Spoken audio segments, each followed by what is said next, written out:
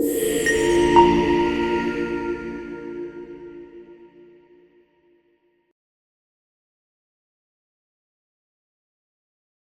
right, so I started again. I think I wasn't recording the session. So Professor Evans is a professor of economics and the former head Department of Economics and Developmental Studies at Covenant University, Nigeria. He has executed funded research projects as an individual, team leader, and team member. He's astute in research, which has resulted in the publication of 5 books and over 200 scholarly articles. That's quite a lot. This has recently positioned him among the top 2% researchers in agricultural economics in the AD Scientific Index 2023 rankings for scientists. He's also one of the global authors contributing to the United Nations Environmental Program, GEO7. He has participated in conferences, workshops, short courses across the world. He was first appointed as the head of department in 2016, emerging as the youngest head of department in his university. He received a double promotion to the rank of full professor of economics in December 2017, making him the youngest professor at the university. In May 2020, he was recognized as one of the 6 youngest professors in Nigeria. And he is the pioneer chair at the Center for Economics, Policy, and Development Research, CIBDA, and the pioneer chair at the Regional Center of Expertise in Ogun State, Nigeria. He's a member of the numerous international learned societies and professional associations. And besides his academic powers, he plays an active role as a practitioner. He's a member of the board of directors of Covenant Microfinance Bank since 2018, board of directors, Canadian Center for Raw Material Display in Canada, a seasoned researcher and business advisory limited. He's the founding chair and the lead economist as the DPECO's Institute and Developmental Research Center, where he coordinates the African Scholar Mentorship Network with over 550 members trained in various series. He's a visiting professor at Witten Edek University in Germany and Eduardo Mondlane University, Maputo, Mozambique, as well as a former visiting scholar at the University of Economics, Ho Chi Minh City in Vietnam. He's a fellow of the Alexander von Humboldt Foundation and the Swedish Institute, among many others.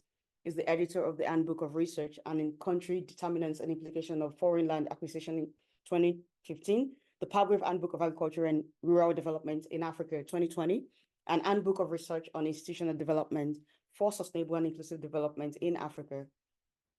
And he has authored numerous books. He's married and with children. Thank you so much, Professor Evans, for being here today and for accepting our invitation. Yeah, so thank you so much for being here and for accepting our invitation.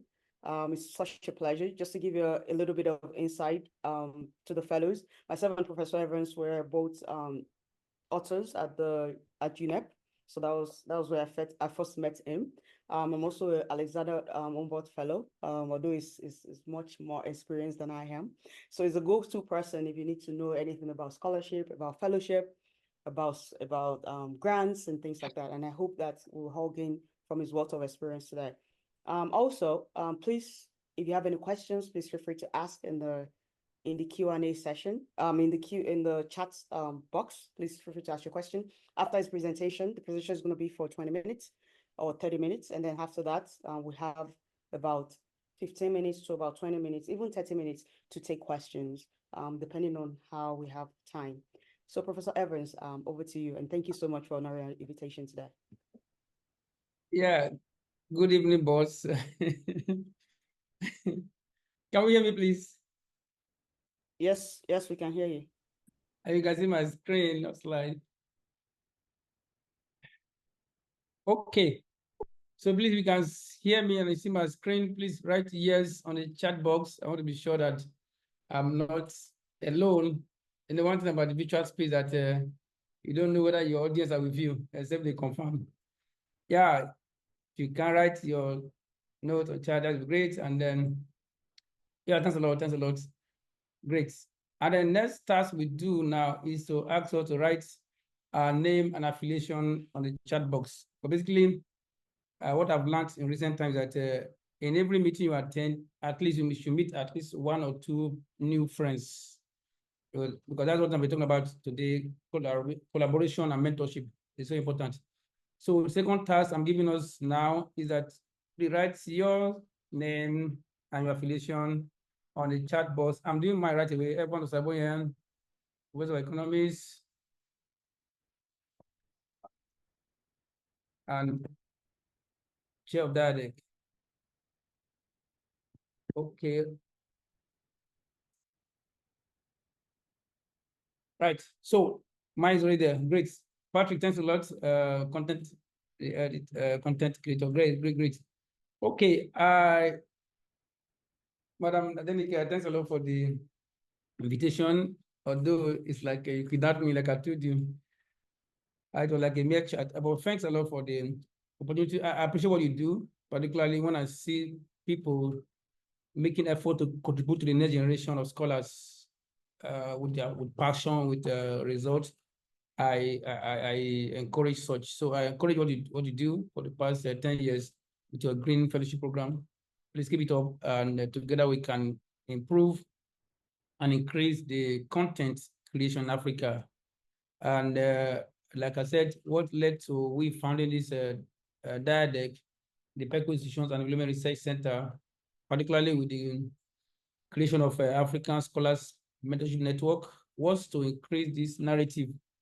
I was in a conference some years ago, and Africa was referred to as the download continent. What we do is to download content we don't upload. So that thing get me thinking on how we can change the narrative. So what we are doing is a part of that. So thanks a lot. Thank you so much for the invitation. I don't take it for granted. So I took the title a little bit to make it more encompassing and also to contextualize it. So I'll be talking on this title, assessing and sustaining global scholarly opportunities. So I'm going beyond the award and fellowship. There are other opportunities that are available in the global space. And my focus for today is the role of mentorship and collaboration. So there are two tasks before us. How do we assess opportunities across the globe? And then much more so, how do we sustain it? Somebody was saying that sustaining success is even more difficult than attaining success, because success not improved upon can become something else. So the focus is how do we assess and how do we sustain opportunities that are in the global space. So that was what I'm talking about. And thanks a lot for the introduction. So I'll just go on with this, my outline. I will just give basic introduction and tell to us about various global opportunities that are around the global scholarly space, and then highlight basically the place of mentorship and collaboration. I think I did a post this week, no, this Sunday, last week, to one of my mentors who had their 70th birthday. And I noted that mentors are mountains for height. At least someone I said that if I've seen far, it's because I stood or I'm standing on the shoulder of those who have gone ahead of me. That's the role of mentorship. You climb on their shoulder, your height is increased, you're able to see what ordinarily you cannot see. And I'll give us some context case studies. There are many of them, but I'll just focus on two of them for time. Then I will talk about our forthcoming African Scholars Mentorship Network as me 4.0, and which is a free virtual bootcamp. And I'll give us some takeaway remarks, and then with that, we are good to go. So I tend to spend 20 to 25 minutes to this talk, and then open the floor for discussion. But if you have any questions coming on, please do note them on the chat box, and the coordinator will read them out when it's time. So as I'm talking, you have questions, comments, you want to note, please do note it on the comment session. I will take them accordingly. Right. So by way of introduction, when my boss asked me to talk today, I just did a reflection, and I found that we have related things we have treated this year. One was we did a free webinar in January on towards a successful scholarly career in Africa. what, why, and how. I think that seminar is still, we did the live stream on YouTube. So you can actually access it on YouTube. So some of the things I'm talking today, I would draw from that. So it would be very great. We check them out on our YouTube channel. It's there for free. And there are things that you can learn about that. What does it mean to engage in a scholarly career in Africa? Why do you need to get that done, and how can be done? That was a seminar we did in January 28th this year, 2024. So it's, can check it out. Then recently we did a number of series for what we call African Scholars Mentorship Network, the premium members. We did the capacity building workshop for them.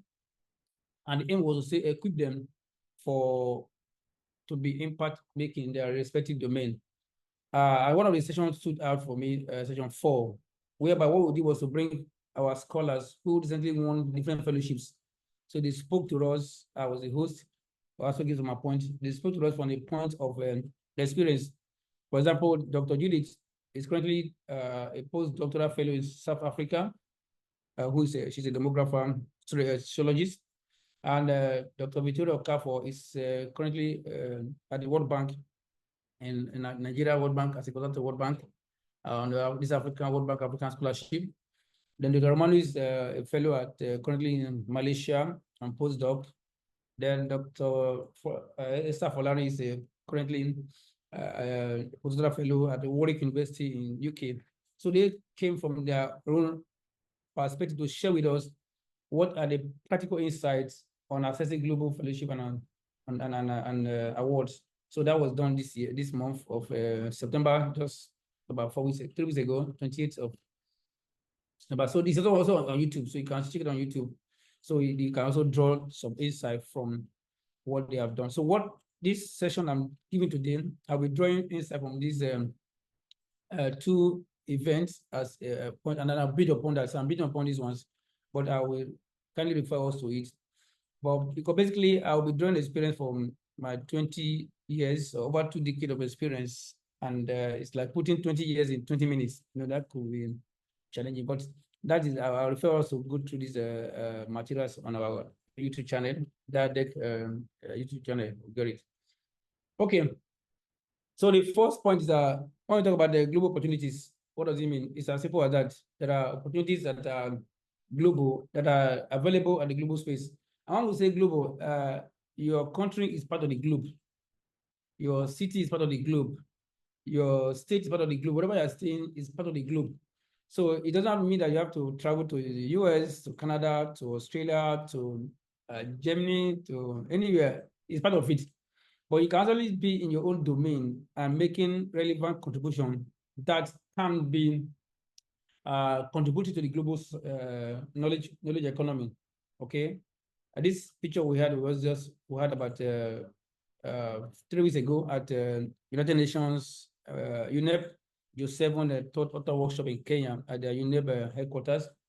And these are the authors in chapter 2. Okay, from different parts of the world. There's this guy from Sudan, this guy from Japan, this one from Brazil, this from Peru, this one is from Kenya, this one is from US, and this one is me from Nigeria, this lady is from Italy, and this guy is from Mauritius. So for the people of the world working together as a team in chapter 2 of your 7 report.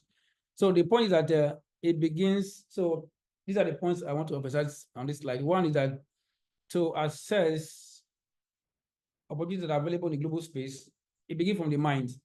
What do you see yourself in your mind? Because you cannot be prosperous in the mind and be beggarly outside. So the content of your mind determines the outcome of your life. So as a it's very basic. Whether as a scholar, whether as a researcher, whatever you are doing, you must first of all picture it in your mind. I think they say that as a man thinking in his heart, so he is. So your mental picture determines your actual future. So as a scholar, as a researcher, what do you see in your mind? What do you see? Normally, when I take this African Scholars Mentorship Network series, I normally begin with give them assignment to write on the chart.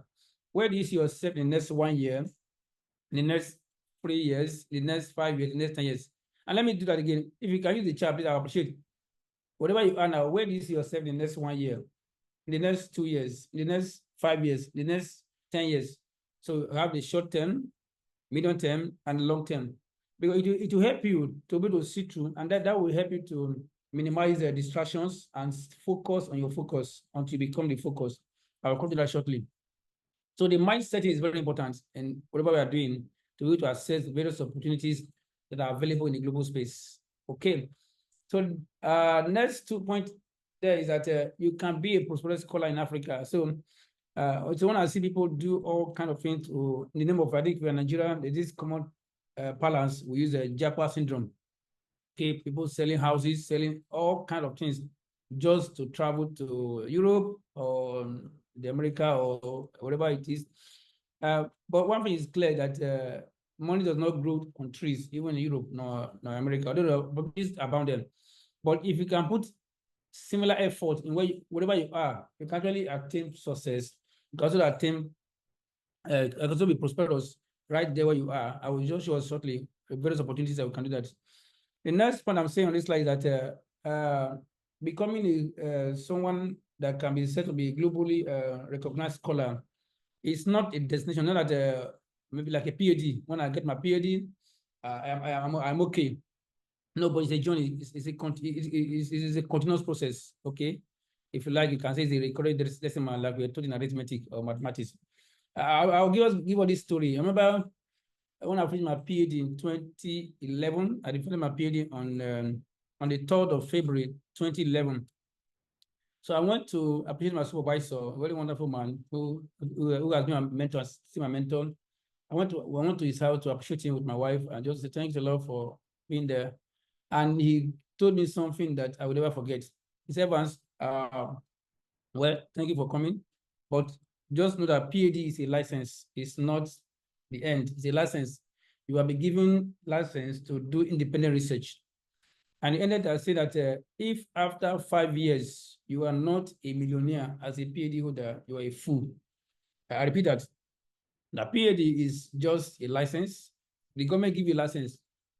You are the one that will choose the vehicle to use the license to drive. Whether I want to drive what they call a bike or tricycle or Lamborghini or Rolls Royce, whatever you call it.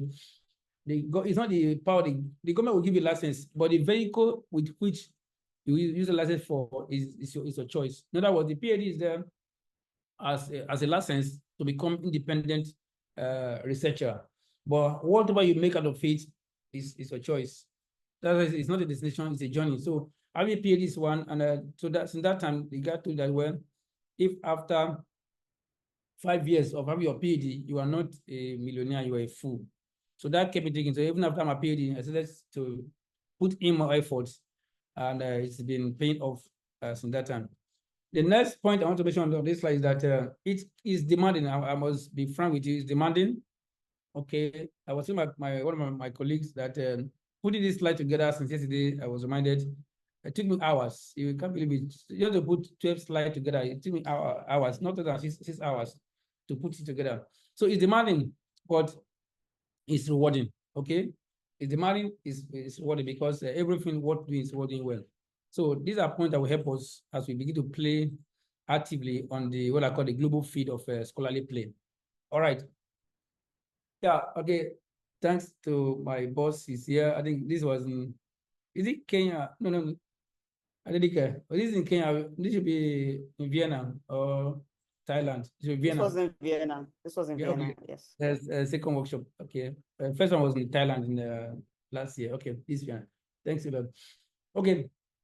So whatever you are now is good enough to start. Okay. You must not be like Adenike with plenty hair on her head. Okay. Doesn't have to be. There's something in you that the world needs. Okay, that's the point.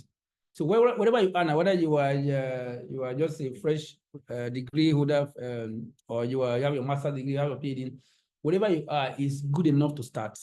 Okay, so nobody is disadvantaged. Whatever you are coming, I think that I normally have a pyramid. I show it how to move from what I call from knowledge consumption to knowledge immortality. It's not here, but whatever you are is good enough to start. Okay, somebody saying small is beautiful, but start small, don't stay small. because nothing is wrong starting small, but many things will go wrong staying small. So whatever you are is good enough to start, but just keep moving. And next point that it does not come overnight. Okay, being called to become J7 global author is not overnight.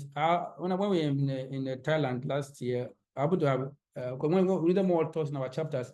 So I was given the database of all who applied. And so I asked to look at it and see anybody in my area that we can recommend. And it's a lot of application from all over the world. So having been few of them selected means that something is worth being thankful about. So it does not come overnight. Okay, it's still the law of life still applies here. The law of seed time and harvest. So every minute, every day, every hour, every week, every month, ask yourself, what seed am I sowing to my scholarly career? What seed am I sowing? Because it's a law of life. As long as the earth remains, seed time and harvest will not cease. So there's always a time to plant. So whatever you are doing now, like I said, where you are is good enough to start, but ensure that you are sowing something, a seed that you'll be happy of the harvest tomorrow. Okay. And one thing again, I've seen people that many people want to be recognized, they want to have reputation, but I say no, it's the other way around. Always seek first to contribute, seek first contribution. Others will be added onto you. Reputation, money, otherwise prestige, image will come. But ensure, because as long as you contribute, people will always remember you for your contribution. Okay, they will call upon you. I think I was telling my colleague this September alone. This is the sixth lecture I'm giving. This September alone, sixth lecture from talking to people in business, chamber of commerce, talking to people in a different domain. So a time will come, people will, once they notice your area of contribution, they will look for you. But don't go after reputation, because reputation is a byproduct of contribution. So see contribution, reputation, image, prestige will come, but ensure you are contributing. Okay. So now, what are the various opportunities that we can take advantage of in as we begin to navigate on the global opportunities? This was in Bangkok, Thailand last year at C7, the first Auto J7 workshop in Bangkok. That was March 2023. And so there are many of them, but I just outlined 7 of them that we can take advantage of. One is that I say, whatever you are, you can start from anywhere you are. So one, you can start by contribute, I call it scholarly contributions. You can start writing book chapters, edited books, or journal articles. As you write, you are contributing knowledge to the global community. Okay. And you never can tell who will read the article. I'll give us a story just now. So one way we can start from, there are 7 I mentioned there. One is that you can start by contributing. So your area of research as maybe geographer, as environmental scientist like Nika is, but as an economist like I am, ensure you are contributing something meaningful, either as book chapters or as books or as scholar articles. Because now the world is a global village. As we write, whether it's open access or not, people will read about it. And for now, if you're on this call, you're not on the academia, you're not on ResearchGate, please, or Google Scholar, please. I want to beg you to, after this call, please ensure you register yourself on the ResearchGate, academia, Google Scholar, because you cannot close your own door when you are trusting God for open doors. You cannot close your own doors when you are trusting God for open doors, which means put those papers there. To you, it may not be the best, but somebody may need it somewhere else. Someone may need such input. So as we contribute that, a time will come, somebody may reference to that. I'll mention some of them. I can't tell how many persons have reached out to me from India, from US, from Germany, that is some articles and they want me to be part of a project, or they want me to help them execute a grant proposal. What if it was not there for them to read? So you can start by contributing. You never can tell who will read it. And so that's one way that you can take advantage of the global opportunities that are available. That's one. And number 2, also you can also attend conferences, workshops. And when you get there, please, I see many people when they go to conferences, they flock around with only those from the universities. No, if you attend conferences, when I was younger, I didn't, as 2008, I came with this mission my personal goal that every year I should attend at least 3 conferences or workshops every year, and one of them must be international conference. And then when I get there, I must at least make 1, 2, 3 friends, new contacts. Okay, so you make decision in the conference, on the workshop. It's also one way that you are taking advantage, sorry about that, of the global opportunities. Because somebody may remember your face, that somebody, I met somebody at a conference, I need somebody to work with, and they can refer to you. And then 2, you may need someone in a place that can be your host or can join in the project. You can say, yeah, I met somebody in the conference. For example, I'm talking today now with us on this call. It was this Joseph conference that we met with Nick. I said, okay, let me invite Evans to be part of this. So what if I didn't attend? Okay, so that's what second avenues that we can take advantage of new opportunities. The third one is what I call a professional assessment. So you can assess master's project, you can assess PhD projects, even as professors, depending on your ranking. And that is also contribute to the what I call the global knowledge domain or global knowledge economy. One again that we are talking about more today is the area of fellowship and awards. So you can also assess that through fellowship and awards, and there are many of them that I'll mention two of them just today from my own experience. Another one that's very popular is you can apply for research grants. I think we do that in our African Scholars Network. We train people about how to access grants and various opportunities. They are bound. There are so much from Uniwada to Codestra to a lot abound.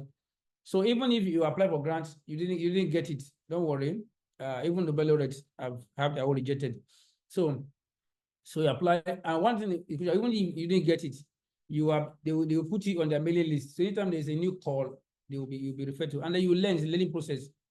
And we only teaching our African Scholar Network that if you want to get one grant, apply for 10. Okay, before the 10, you learn before you do one of them will click, or you have after several no's, you get 1 yes, or eventually. Another one I want to mention here, number 6, is that you can also be part of editorial board membership, or you can be asked to be reviewed. So as young upcoming scholars, when you get notification to review for journal articles, don't say no initially. Accept to review it. It's the learning process, and then as you learn, you are seeing what people write from different parts of the world, and then it will help you to also get knowledge. And so you also contribute to knowledge economy for the group. And then you can also become a business scholars, business researcher, business scholars in many parts of the world, as we just read by. Currently, I am a business professor at the University of Lusaka, Zambia, Eduardo University in Mozambique, and I was initially in Germany and also in Vietnam. So these are some many ones that that we can assess, opportunities we can assess in the global domain, and it let's go. But these are the 7 ones that I'm talking about today.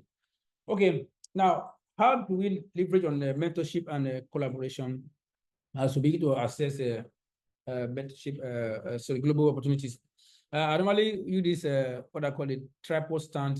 It's one of the ideas that myself and one of my longest standing mentees, Karakara, is from currently at the University of Cape Coast in Ghana.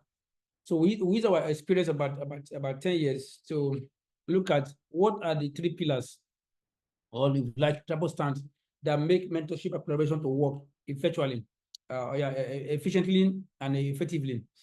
One of them is that it should be built upon the first pyramid, or the first triple stand. The first leg there is it must be built on honesty and integrity as a foundation. Okay, so if you want to collaborate with somebody, you want to be somebody's mentee, or you are mentoring somebody, it should be done on the altar of honesty and integrity. So you must know, you must draw your boundaries, okay, and must build on integrity and honesty, so that you know you are on the same page. So that's one foundation we have established. And the second point is that the mentee always, okay, should act as the captain of that ship, while the mentor is like the co-captain or the co-pilot. In other words, you as the mentee, you are the one that should initiate the process, while the mentor will guide you. Okay, In other words, so when somebody reach out to me and say, okay, Prof, I want to help you, I want to be your mentee, the next thing I'll ask, okay, give me your concept notes. Let me see your concept notes.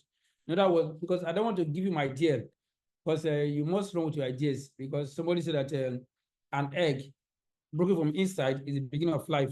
But when it's broken from outside, it's the end of life. In other words, there must be something driving you. So my aim is to help you drive that process you are driving, not just to give you my own idea. So the mentee should be allowed to flow as a captain. In other words, to have the initial idea, and then the mentor can, from his or her experience over the years, guide and advise accordingly. Then the next one is there should be frequent evaluation and progress reports. Okay, I have some mentees in Zambia. Two of them are actually five of the three for masters and two for PhD. So every 2 weeks we meet to evaluate our progress reports. Okay, what are the milestones we set for the next 2 weeks? How far have we gone? So there should be frequent evaluations and progress reports so that you know that every time you are making progress, you are building upon. So if you can have this this triple stand, 1, 2, 3, it help us to it will help us to achieve what we call a mentorship success. Okay, and it also help achieve a effectual and effective collaboration that are very relevant in helping us to take advantage of the opportunities that are across the globe. Of course, we can get the working paper series on this research gate as a working paper on African Governance Development Institute, AGDI. But we're still to work on the empirical aspect of it, which we get. But this will give us the note on that. Okay. So now I'll take 2 case studies as I begin to work towards completing my talk, so I can take Q&A. But like I said earlier, if you have questions as I'm talking, please note them as we go along.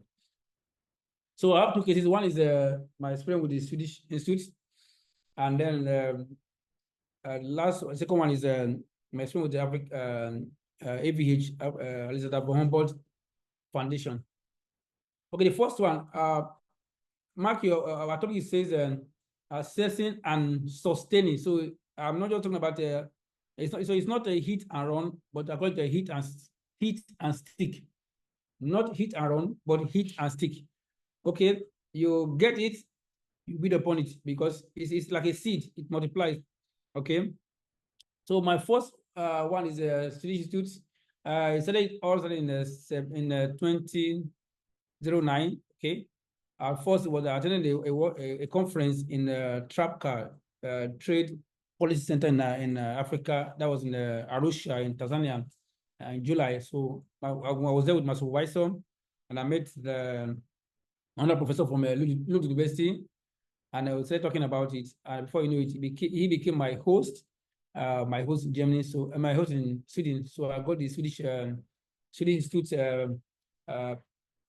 fellowship as a guest tutorial fellow in Lund, and that took me from September. So I was in Lund University between September and March 2010, and afterwards I have remained in touch with some of the colleagues that are there. Most of them are most of we were doing PhD together. Most of them are professors in that university, and some have left there, but we're still in touch.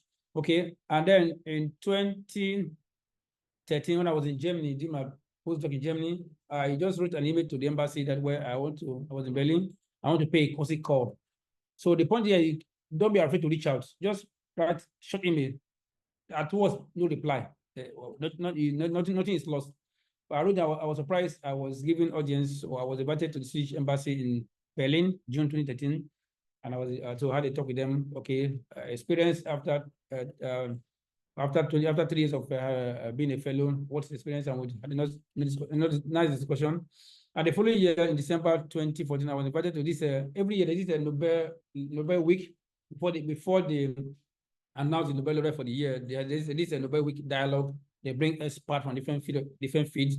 And I met the head of David Bloom, the man that brought about this demographer, this David Bloom taxonomy. So this David Bloom was a part of the speaker at that event organized by Swedish Institute. So there was a dinner for Swedish Institute fellows who were invited to that event. And after that was in 2019, before the COVID-19, I was invited by the Embassy of Sweden, Nigeria, to give a talk to Nigerians who are going to Sweden to study under Swedish fellowship.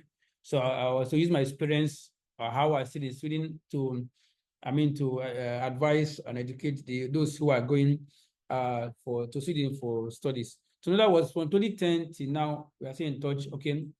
Okay, so it's like I said earlier, it's not hit and run, but hit and stick. Like our topic says, assessing and sustaining. So you build upon it because impact needs to be built upon to become influence. Okay, so that is one for Swedish Institute. The second one I'll give is on Alexander Humboldt Foundation. That was started. The fellowship award was in 2012, but it didn't start in 2012. There were some seed planted. Who can guess when this picture was taken? This picture by my writer, please make a good guess. You write any year that you can recall. This someone by her name is Florence Duffy. Then she was in the German Development Institute in Bonn, but doing her PhD in UK. So she was working on her PhD. And she sent me an email, to be precise, on the 15th of October 2010, that she saw a paper I wrote on financial reforms in Nigeria it was published in 2008. So based on that paper, she wrote an email that she's working on that area of research, and she's coming to Nigeria. She would like to have a kind of a discussion with me. To learn from that paper I wrote in 2008. I remember that I said earlier that just write it. You don't know who that paper, who go through it. That's not that the paper was for me. That paper was not too fantastic. It was not so fantastic. But somebody went it and saw that it's something she can learn. She wrote me an email. So I replied her. So she came to Nigeria to visit us, Nigeria, and then we discussed. And again, I also attended a conference in Kenya. She was working on Nigeria, Uganda, and Kenya. So in 2011, I was in Kenya. She was in Kenya at that point. So we met in Kenya in 2011. That's when we took this picture. In Kenya, Nairobi, Kenya, and also discussed. And that came in 2012 after my PhD in 2011. So I was looking for a host in Germany to apply for President Humboldt Foundation. So I wrote to her, please, and do you have any person I can write? Okay, she said she has somebody in their institute, German Development Institute, who is in the area of, I was working on a land economist, then it was land grabbing. And she knows someone in Makebrutu in that area. So she linked me to that person. So the person was going through my proposal, and then delaying a little bit. So she said, okay, each person is delaying. I will have another person in Giga in Hamburg. I would also link to the person. But thankfully, the two of them replied one after the other. So I ended up having two hosts instead of one. So I was able to get my postdoc awarded by the Humboldt Foundation. That for 2 years, between January 2013 to December 2014. She didn't stop there. Afterwards, there's this saying that once a Hobodian, always a Hobodian. So afterwards, we have done projects. And this other one, another story on this one. This lady, we met in Ghana in 2010 as well, but in September 2010 in Ghana. Then I was doing my PhD in Nigeria. She was doing a PhD in Germany, where Ghana, this summer institute in Ghana in somewhere in Tokoradi by the coast in Tokoradi. And then she was doing a PhD. I was doing a PhD. So when I was in Germany for doing my postdoc, we also reconnected. So after my PhD, we were to apply for what they call a Humboldt Research Linkage Program. So it means somebody who was a former Hobodian can apply for it to bring some mentees. So I have three mentees, two from my university and one from Vitin Medical University. So on that, we got the project that ran for about 3.5 years, between 2020 July to September, just last year, September 2023. And we had 3 of our mentees there. So this picture was taken somewhere in 2018 when I was Humboldt visiting professor in Heidegger University. So this seed was planted in 2010, and it became eventually fruitful 2018. So like I said earlier, it begins with the seeds, and as long as the earth remains, seed time and harvest, no seed does not seed. So it's a long so like I said earlier, you must know every point in time, what are you adding to your career? What seed are you planting? because you never can tell. It could be very useful to your future. Okay, as I begin to round off, I even till now in 20 February this year, I was also invited this IDC's International Dean's College Conference in Ethiopia, where to also be trained. And this year, November 2024, I'll be in this DA Dean, which is a German Duchess Academic, this which is a German academic exchange program. A conference also be asked to speak in Lagos. Okay, so at a bit to tidy up. Before I take some questions, that is, I think I told Nick already. We normally have our African Scholars Mentorship Network. We have had 1.0 last year, 2.0 last year, and 3.0 have been had this year, May to July. This one is 4.0, holding between 27th October to 24th November, and it's free. It's a free virtual boot camp, so you can join from all over the world. We do it on Zoom and on YouTube live stream, so you can register, and then the skill you can learn are numerous.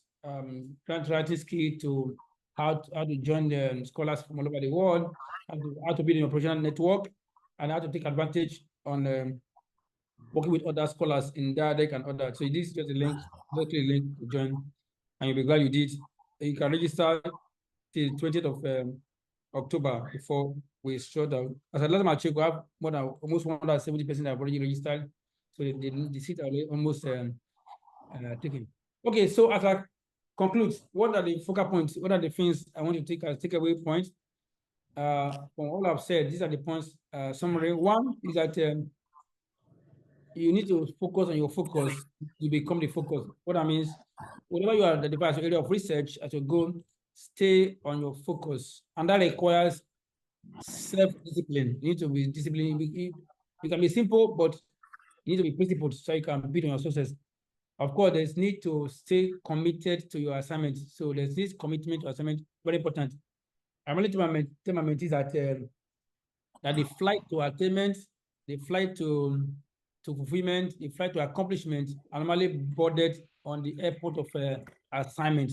So as when you stay committed to assignment, you can attain accomplishment, you can attain fulfillment. Okay, so you need to stay committed to assignment. Then there's only this need to have a quest for excellence. You must try to build upon and have excellence as a watchword, because this is a global stage. You must be known for something. So when your name is being mentioned, there'll be something that people can refer to you. Okay, so excellence is very crucial. Then there's also need to invest. We said earlier that you must seek contribution, not reputation. So need to invest in others. What I call the other people's value back account. Just in case they call, Nick called me to remind him of this event. Of course, since we are worked on together before, so I couldn't say no to her, no matter how tight my schedule is. Why? Because of being available for others, or what I call invest in other people's value back account. Okay, the next one is that you need to avoid alluring distractions. There are distractions.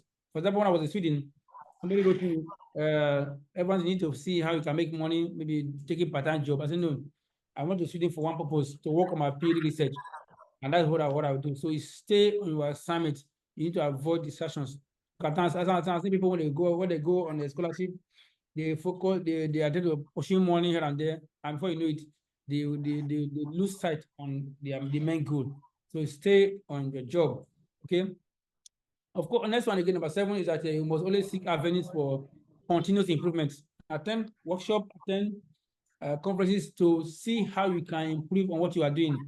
Somebody said that the largest room in life is a room for improvement.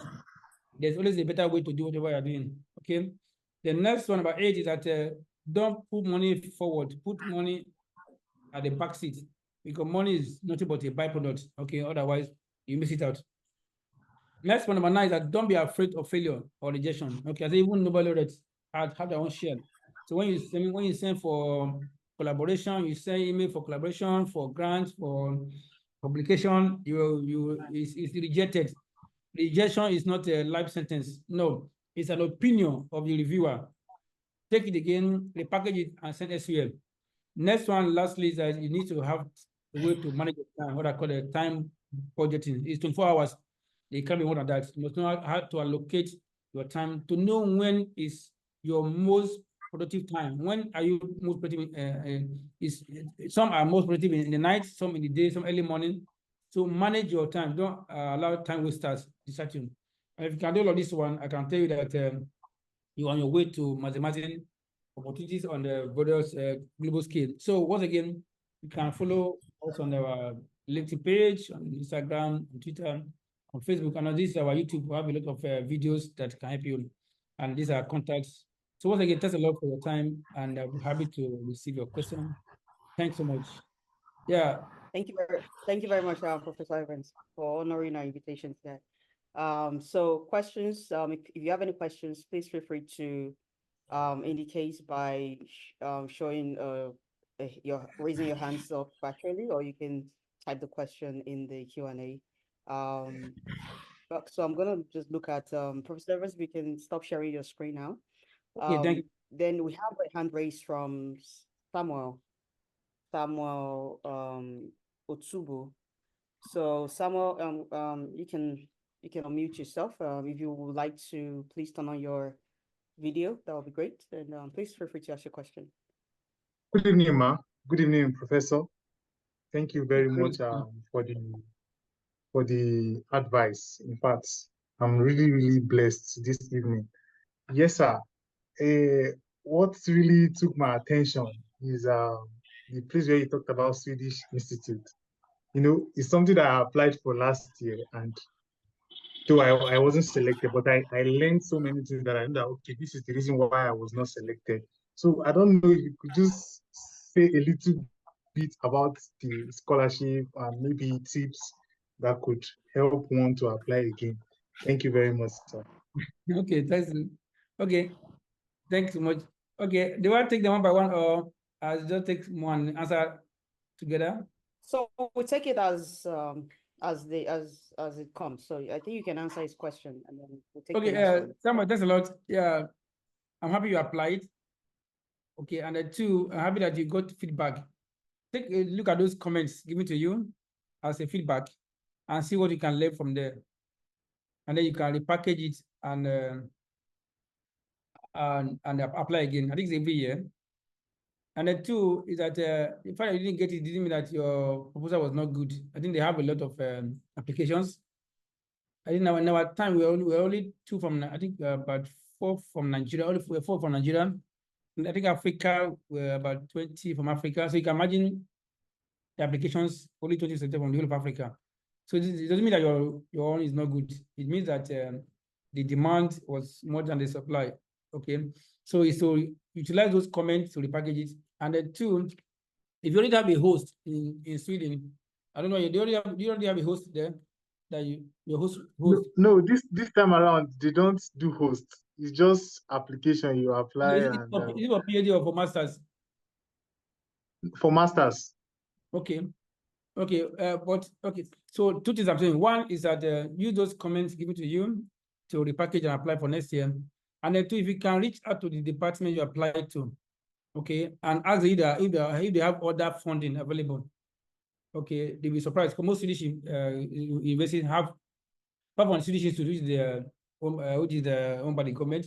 They have other funding they also get from departments. So if you have a host already, if not, you can get a host there and then ask them if you have other avenues you can apply for funding. This is your area, you want to go for masters.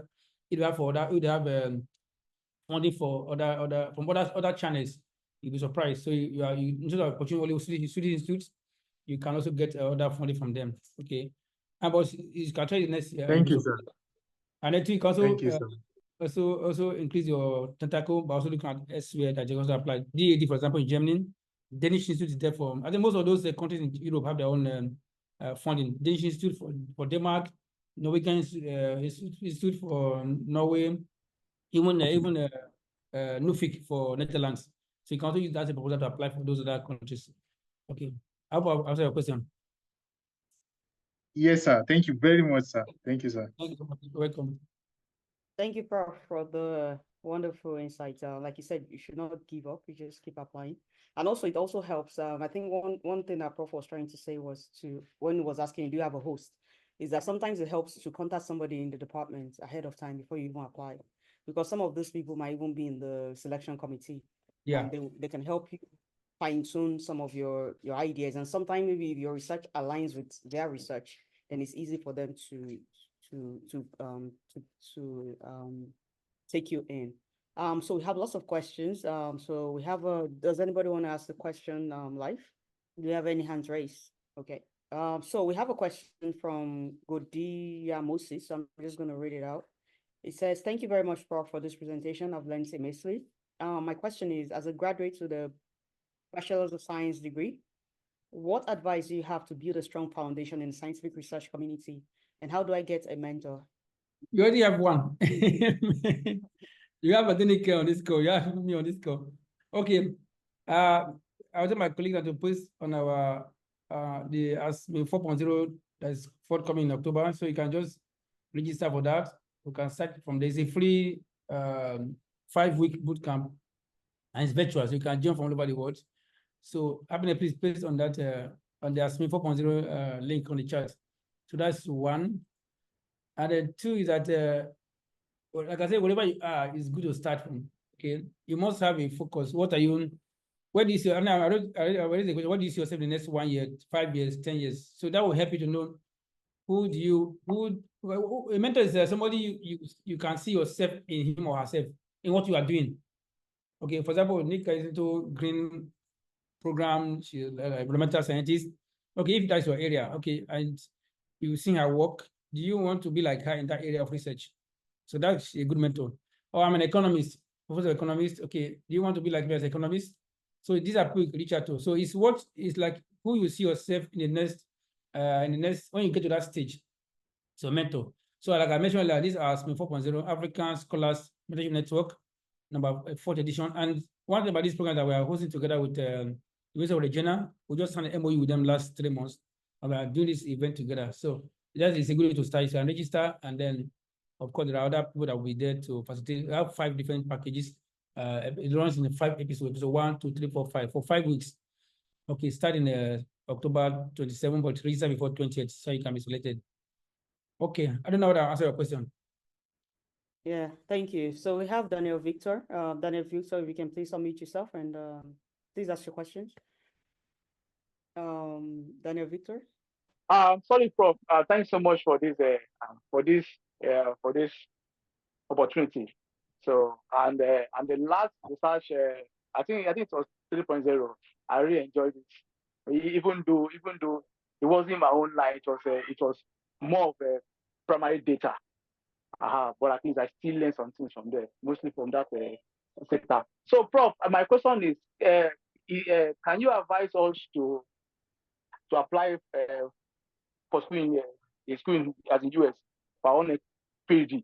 Can you advise us? Because the last couple of, although I applied last year and I wasn't, I was turned down anyway. I was turned down because that last year I didn't get more of the information. So my document were not that ready. So I'm just thinking if can I still apply for US? Is it a good country where we can just go and let for our PhD? So that's just my own question, sir. Thank you. Vito, well, I'm not a diplomat. I'm not a diplomat. I don't know which country is good or not. But what I can say is that it is not about US per se. It's about where you're applying to. Of course, there are many good schools in the US, okay? And there are also some schools in the US that are not even as good as the one where you are in Nigeria. That's the truth, okay? Personally, I'm not a fan of US anyway, so that's my own. But many people love US, but I'm not a fan of US.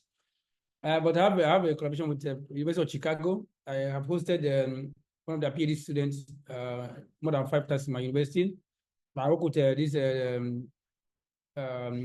James Robinson of the University of Chicago.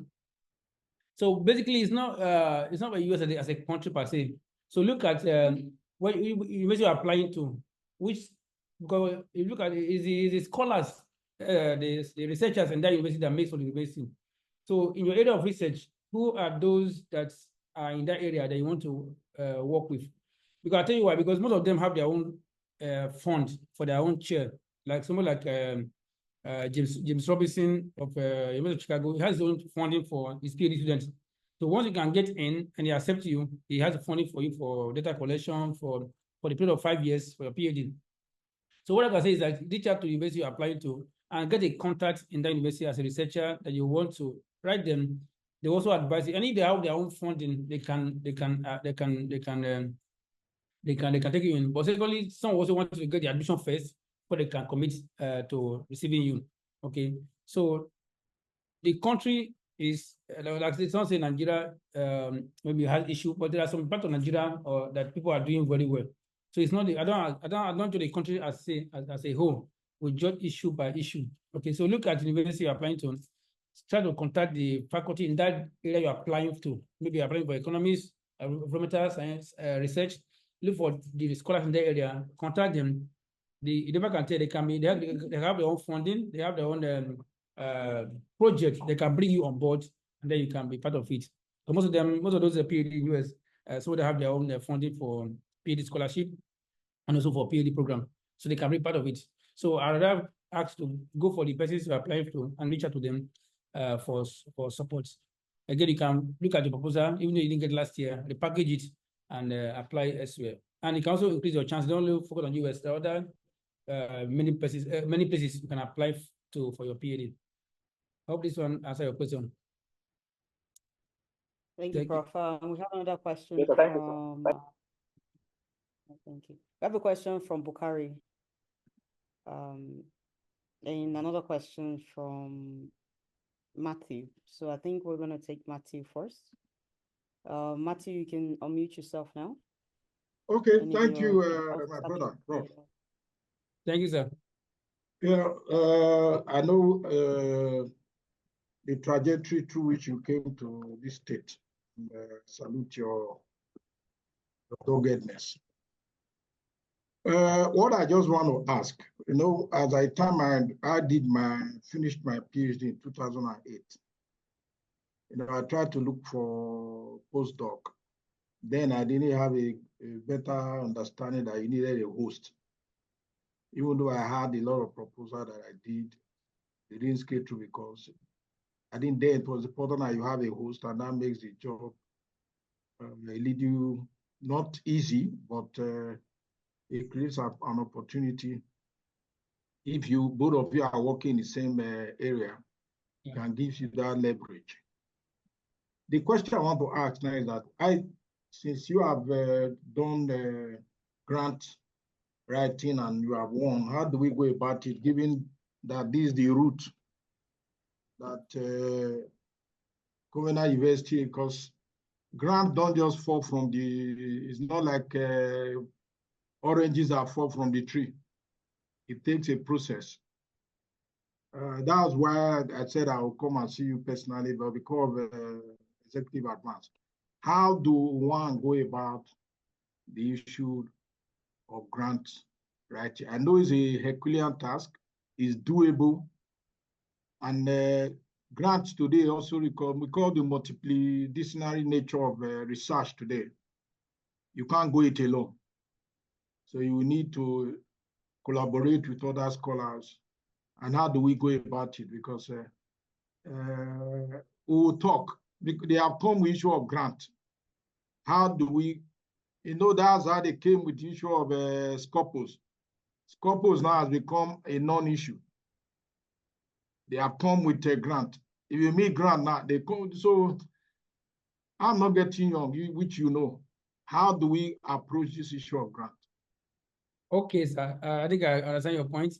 Yeah, I think normally episode 1 and episode 2 of our African Scholars Network, we spend time on a grant, assessing grant research, what it takes, all of that. So in our next series 4.0, the first episode 1 and 2, we spend time on that.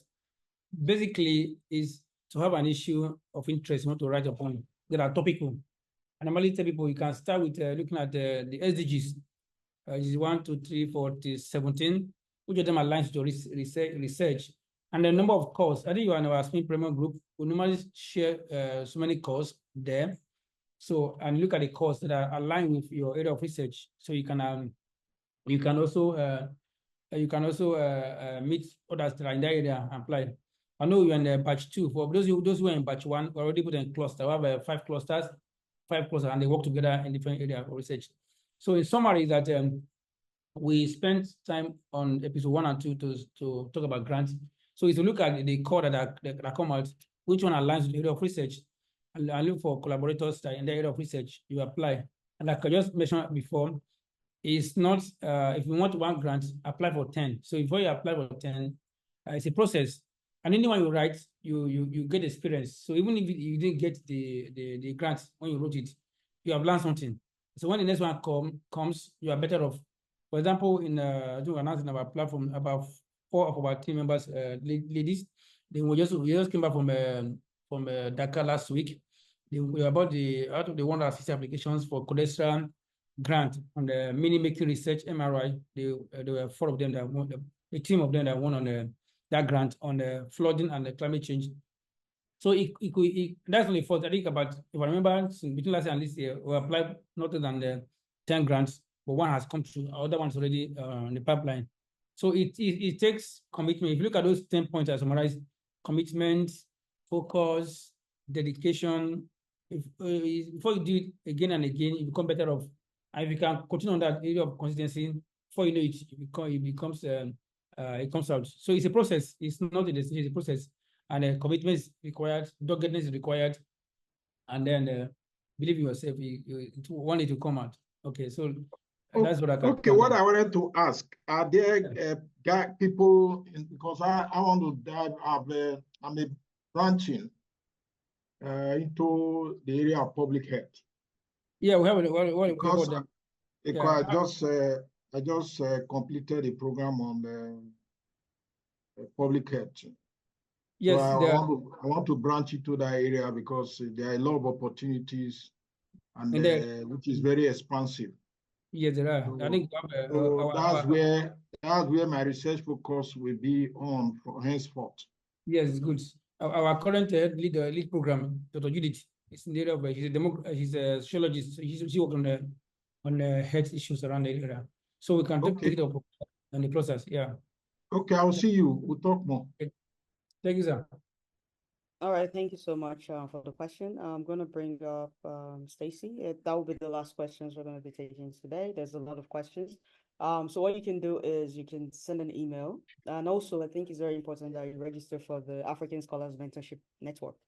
This is more hands-on. It's like a workshop. So you'll get a lot of answers to your questions by attending or signing up for the ASMN 4.0. So Stacy, if you can unmute yourself and please ask your question.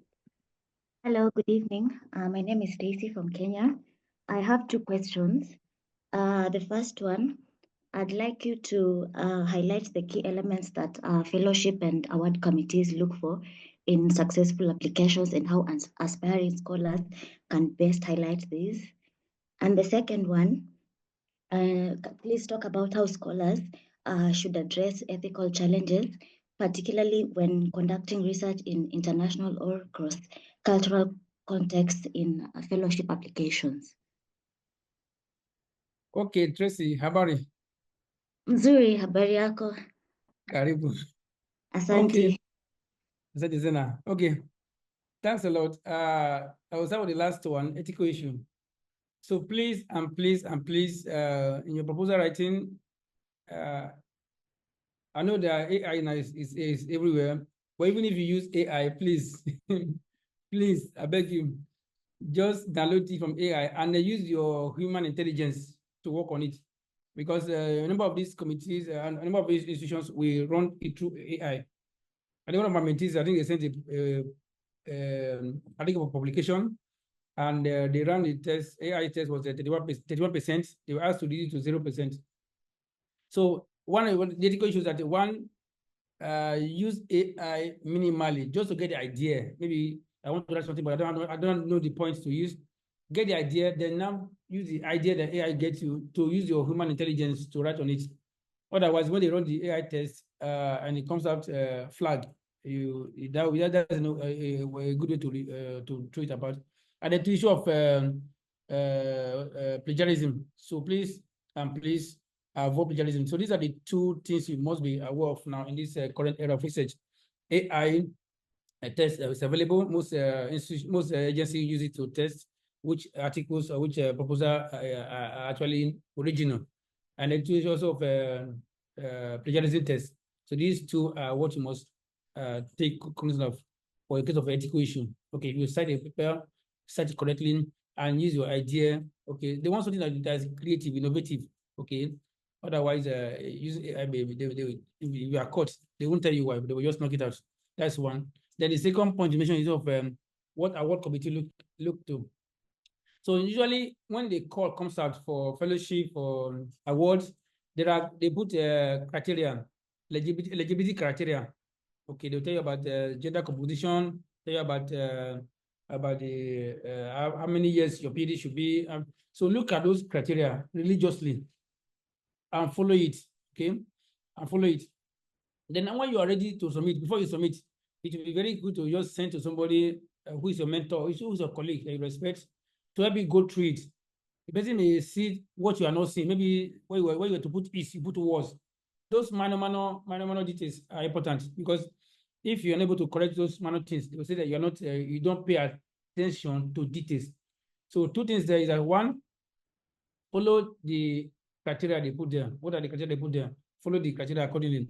And then two, before you submit your proposal, your documents, let somebody take another eye, second eye, to look at it, to help you avoid minor corrections that shouldn't be. And the next one I want to talk about is your CV. And so your CV are packaged according to in a very positive way. Okay. And last also, if there's a issue of a letter of motivation, that's your interest, a letter of interest or motivation. Also package it in a very concise 1-2 page, maximum 2 page, it's enough. So these are things that will make you to stand out when you're applying for award and fellowships. Thanks a lot. Thank you. Okay. Oh yeah, so thank you, Professor. I think that would round up our session. So if you have any questions, please feel free to drop them in the chats, or you can email Professor. We're going to have his email in the chat box. Also, links to some of the mentorship programs that are coming up. Please feel free to register for those mentorship programs. Just a quick announcement from the Green Institute HQ.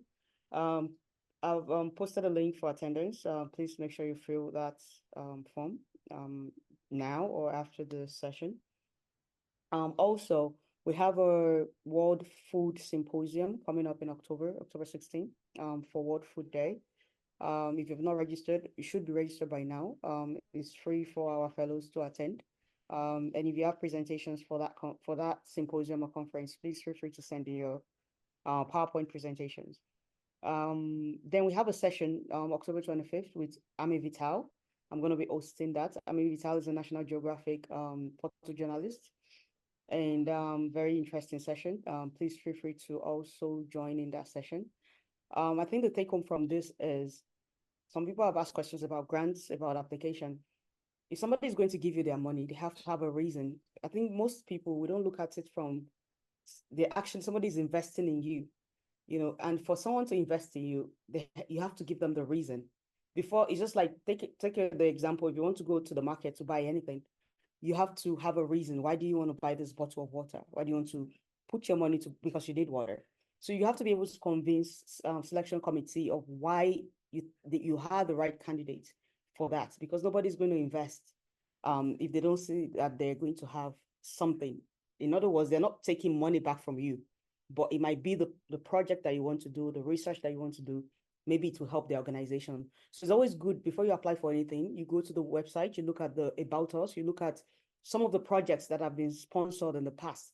Who are some of their fellows? Like sometimes when I want to apply for any opportunity, I go to the page of whoever has won the award before, or grants before, or fellowship before, and then I reach out to them like, hi, you did this thing last year. Can you give me insights into what you did to get this fellowship. Some of them are nice enough to answer your email. Some of them will even ask, and sometimes it's always good to have a concept note, like have a one-pager of what your idea is. So some of them will tell you to email them and they can help you look at your application. So like Prof said, you have to be prepared for something. It's not like you just apply. For every application, there are like 10,000 people applying for that same thing. Even the Green Fellowship, we had over 7,000 applications for this fellowship. So there's always going to be a lot of people. And because there's a numerous checklist, numerous application, there's a checklist. So you have to look at the eligibility criteria. When you look at the eligibility criteria, do you meet those? Sometimes they'll tell you they want between 18 to 35. So if they're saying it's between 18 to 35 and you're like 36 or 40, then you should not even apply for that opportunity because that's already on the checklist. Some, they have country eligibility. Maybe it's for low income countries or middle income countries, etc. If your country is not written in that, then because the number one thing is they want to know, do you have the ability to follow instructions? So when you look at the eligibility criteria, do you meet those eligibility? If you don't, then there's no point applying for that same thing. Most applications now, fortunately, do favor women because of the SDG goals and everything. So if you're a woman, you might also want to, especially in STEM fields, you might also want to take advantage of all these opportunities. Two, if you're a woman and you have children during any course of your career, maybe you took like 2-3 years break, you want to also put that in your CV because it's very, very important. We don't know the importance of little details like that because you have to put it that you have a career break. Maybe you have a career break because you went on to have a child, or you have a career break because of some kind of illness or something. You want to have that on your CV.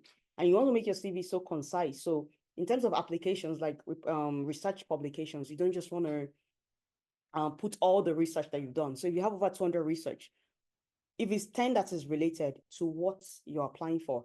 So in other words, if you're applying for something in food security, your publications should be in food security.